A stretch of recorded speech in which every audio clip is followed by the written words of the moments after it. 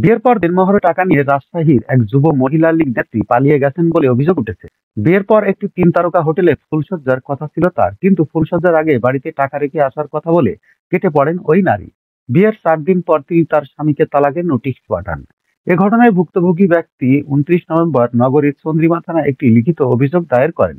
ভুক্তভোগীর নাম মোস্তাফিজুর রহমান। তিনি নগরীর পদ্ম আবাসিকের বাসিন্দা, গ্রামের বাড়ি নওগাঁ। মোস্তাফিজুর রহমানের বয়স 58 বছর। তার সঙ্গে প্রেমের সম্পর্কের পর বিয়ের পিঁড়িতে বসেছিলেন তামান্না আক্তার ফেন্সি নামে 31 বছর বয়সী ওই নারী।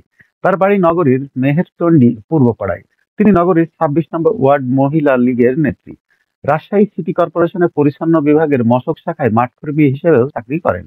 রাজশাহী মহানগর যুব মহিলা লীগের প্রতিটি কর্মসূচিতেই সামনের সারিতে দেখা যেত তামান্নাকে। মোস্তাফিজুর রহমান বলেন, তিনি বিবাহিত, তার স্ত্রী অসুস্থ, তাই তিনি দ্বিতীয় বিয়ের কথা ভাবছিলেন। তামান্না আক্তারের বিবাহ বিচ্ছেদ হয়ে যায় 14 বছর আগে। 13 বছর বয়সী তার একটি মেয়ে আছে। মোস্তাফিজুর দাবি করেন, 1 বছর আগে বিয়ের প্রস্তুতি নিয়েছিলেন তিনি। তখন তামান্নাকে বিয়ের বাজার করার জন্য 1 লাখ টাকা দিয়েছিলেন। ওই সময় টাকা নেওয়ার পর বিয়ে করেনি তামান্না। এরপর বছরখানেক দুজনের কোনো যোগাযোগ ছিল না। কিছুদিন আগে আবার যোগাযোগ শুরু করেন তিনি। মোস্তাফিজুর 20 নভেম্বর রাতে তামান্নাকে মেহেরচণ্ডী এলাকার একটি কাজী অফিসে নিয়ে যান। সেখানে নগদ 3,03,000 টাকা দেনমোহরে বিয়ে করেন। সম্প্রতি তামান্নার পাঠানো তালাকের নোটিশ হাতে পেয়েছে মোস্তাফিজুর রহমান। তামান্না এই তালাকে সই করেছেন বিয়ের 4 দিন পর, 24 নভেম্বর। মোস্তাফিজুর দাবি করেন, এখন তিনি শুনতে পাচ্ছেন যে প্রেমের ফাঁদে ফেলে এভাবে টাকা হাতিয়ে নেওয়া তামান্নার ব্যবসা। তিনি ইতিমধ্যে কয়েকজনের নাম জানতে পেরেছেন যাদের সঙ্গে তার প্রেমের সম্পর্ক ছিল। তিনি দাবি করেন, বিয়ের দিন দেনমোহরের 3,03,000 টাকা ছাড়াই 2 মাসের খরচ বাবদ আরো 24,000 টাকা নিয়েছে তামান্নাকে। তিনি দাবি করেন, বিয়ের দিন দেনমোহরের 3,03,000 টাকা ছাড়াও 2 মাসের খরচ বাবদ আরো 24,000 টাকা দিয়েছিলেন তামান্নাকে। বিয়ের আগে বাজার করতে দিয়েছিলেন আরো 60,000 টাকা।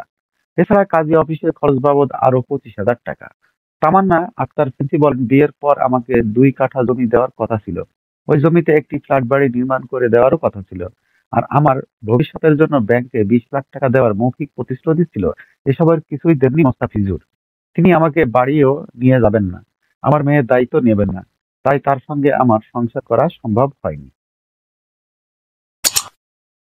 যখনকার খবর তখনই দেখতে চোখ রাখুন সুন 24 টিভিতে।